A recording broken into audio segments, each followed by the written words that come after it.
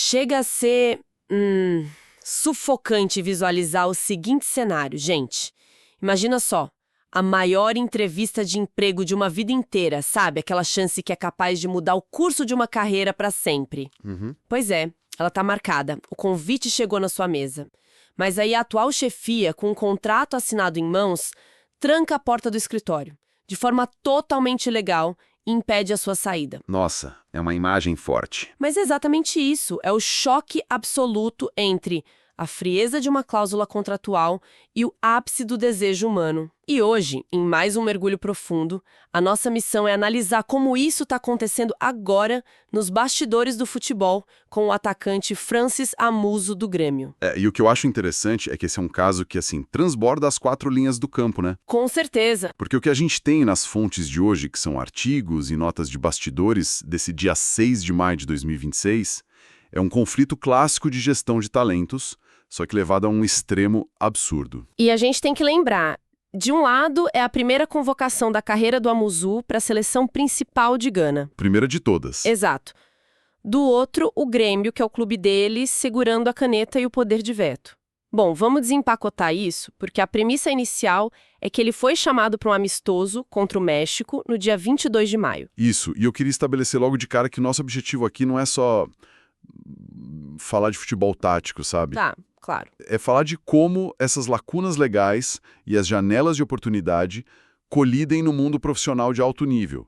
Porque para entender o dilema do clube, a gente precisa primeiro entender por que essa convocação é tão peculiar. E por que ela tá acontecendo justo agora, né? Exatamente.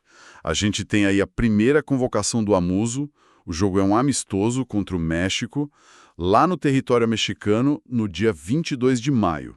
E o detalhe é crucial, é a primeira lista do técnico Carlos Queiroz, que foi anunciado agora em abril. E a cereja do bolo, ou talvez o grande problema dessa história toda, É o grande problema. é que não é uma data FIFA. Pois é. E por não ser uma data FIFA oficial, as principais estrelas do país, os grandes astros de Gana que jogam na Europa, não foram chamados. Quer dizer, os clubes europeus não liberaram a galera de peso. Não liberam.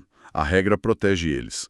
Então a lista do Queiroz é composta quase que inteiramente por jogadores sub-23 ou que atuam no futebol local lá em Gana. E o Amuso, que joga no Brasil, entra nessa fresta. Sabe, lendo sobre isso, me veio uma analogia muito clara com o mundo corporativo. Ah, me conta. Tipo assim, imagina que uma empresa multinacional gigantesca abriu vagas para atuar na sua filial mais desejada, a matriz do sonho, sabe? A vaga que todo mundo quer. Exato. Mas aí, eles resolvem fazer a seleção usando só os funcionários mais novos ou o pessoal de filiais menores, porque os executivos sêniores estão ocupados fechando o trimestre, Sensacional essa comparação. né? Para quem tá sempre de fora, olhando pela vitrine, é a chance de ouro para mostrar serviço. Não é um mero processo seletivo secundário. É a chance da vida. E o que é fascinante aqui é entender a estratégia do Carlos Queiroz. Pensa com a cabeça do treinador. Ele assumiu em abril. Tá, ele acabou de chegar. Sim, e ele não tem o dia a dia de um clube. Ele tem os jogadores por 3, 4 dias a cada sei lá quantos meses. Fora de uma data FIFA oficial, ele não pode exigir os grandes nomes. Então o que ele faz com esse amistoso no México? Ele transforma num laboratório. Exatamente. Um laboratório de observação a céu aberto. Ele vai usar esse jogo para testar peças que, numa situação normal, com os titulares absolutos disponíveis, jamais teriam a chance de pisar em campo. Ele está expandindo a base de dados dele. Perfeito. Ele está procurando as peças que faltam para o quebra-cabeça principal.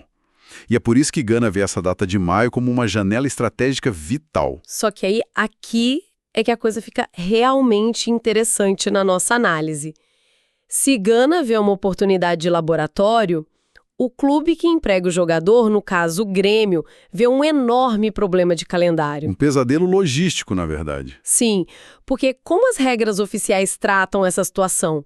A gente viu nas notas que, exatamente por não ser uma data FIFA, o Grêmio não tem obrigação legal nenhuma de liberar o jogador. Zero. A lei está totalmente do lado do clube. E a gente tem que olhar para o calendário do Grêmio, Se o clube liberar o Amuso, ele desfalca o time em 2 jogos que são muito importantes, ambos na Arena do Grêmio. Na casa deles, a pressão da torcida ali. Exato. Dia 20 de maio, o Grêmio joga contra o Palestino pela 5ª rodada da Copa Sul-Americana. Em fase de grupos da Sul-Americana é tiro curto. Um erro e você tá fora. Perfeito. E aí, 3 dias depois, no dia 23 de maio, eles têm um clássico contra o Santos pela 17ª rodada do Brasileirão. Nosso calendário brasileiro não dá respiro. Não dá. E aí eu vou precisar assumir o papel de advogada do diabo aqui na nossa conversa. Manda ver. Olha, se a lei tá preta no branco, do lado do Grêmio, e o time tem competições distintas, Sul-Americana e Brasileirão, com jogos encavalados em questão de 3 dias, e a logística é de Porto Alegre para o México e do México para Porto Alegre em um espaço de menos de 4 dias. A resposta óbvia para mim, como dirigente, não seria simplesmente dizer um sonoro não e vetar a liberação. A matemática nua e crua diz que sim. Qualquer dirigente olhando só para a planilha financeira e para o regulamento diria exatamente isso. Então o risco é alto demais. Mas a gente precisa introduzir o conceito das consequências reais dessa liberação. Ou melhor, do veto. Porque exercer um direito legal não anula o impacto humano no jogador. Você está falando da gestão do dia seguinte. Exatamente. O clube tem o poder de forçar o jogador a cumprir o contrato e ficar em Porto Alegre. Mas o clube não tem como forçar esse jogador a ter a mesma motivação na manhã seguinte ao veto. Tipo, o corpo dele tá ali na arena contra o Palestino. Mas é a cabeça. A cabeça tá lá no México. Como você lida com um prejuízo técnico invisível? Essa convocação é descrita nas fontes como a nova esperança do Amuso. Nossa, isso é pesado. Se o Grêmio barra isso, o risco de gestão de pessoas é gigantesco.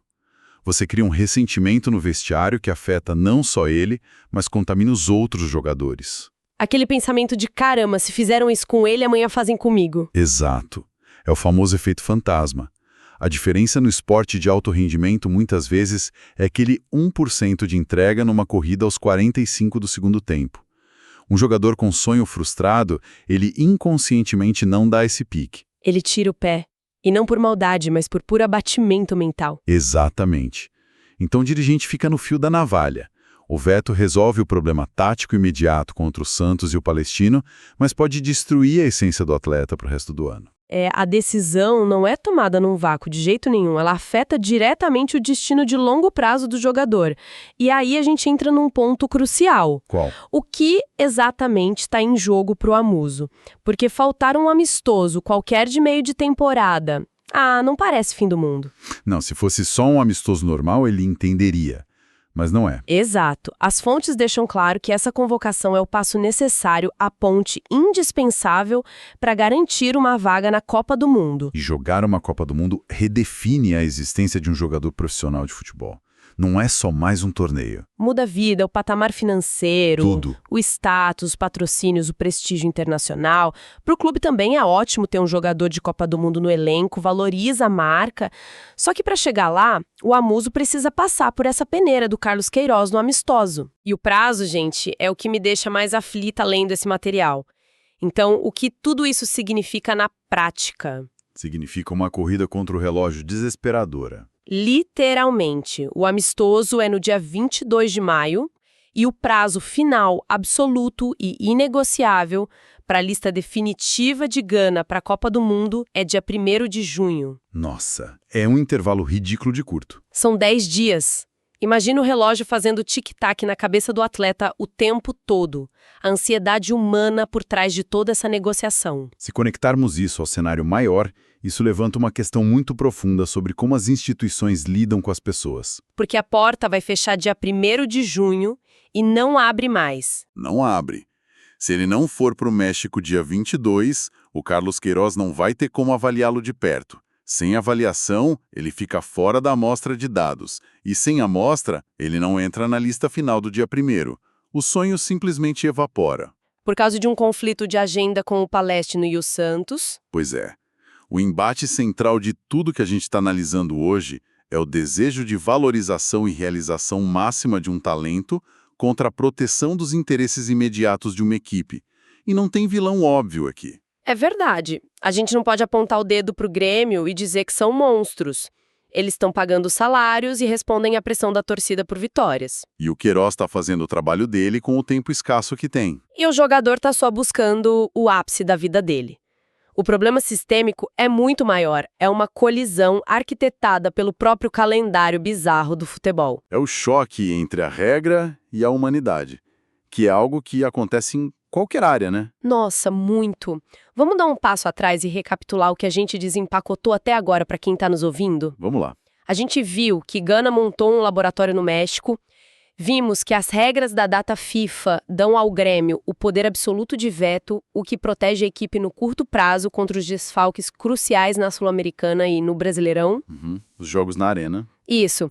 E vimos também a tensão emocional absurda do prazo do dia 1º de junho, a lista da Copa do Mundo, a decisão de uma vida presa numa janela de 10 dias. E é exatamente por isso que essa história importa muito para além do futebol. Para quem acompanha a gente, pensa no seu ambiente de trabalho. Pode ser qualquer área, né? Qualquer uma. Num escritório, num hospital, numa agência. O excesso de rigor na aplicação de uma regra pode salvar a produtividade daquela semana. Tipo vetar uma licença que não é obrigatória por lei. Isso. Você veta porque o contrato diz que você pode vetar e você precisa do funcionário ali na terça-feira, mas ao fazer isso você pode destruir a motivação e a grande chance da vida daquele talento. O curto prazo sobrevive, mas você perdeu o funcionário por dentro. Nossa, é muito real isso. E é a reflexão poderosa que a gente quer deixar para vocês que nos acompanham levarem para o resto do dia. Uma provocação necessária. Total. Pensem o seguinte: quando uma organização tem o direito legal de bloquear o maior sonho da vida de um indivíduo, em que momento o exercício rigoroso desse direito deixa de ser uma proteção estratégica e passa a ser um erro brutal de longo prazo na relação humana? Ter o direito legal não significa necessariamente que é a coisa certa a se fazer. Exato. Fica o questionamento. Foi uma conversa incrível hoje. Destrinchar essa história fascinante. Foi um prazer. Sem dúvida. Um caso complexo, cheio de nuances e que ensina muito sobre gestão e empatia. Com certeza. Muito obrigada pela companhia neste nosso mergulho profundo. A gente se encontra na próxima investigação, desvendando as histórias que realmente mexem com o jogo. Até lá! Até a próxima. Um abraço.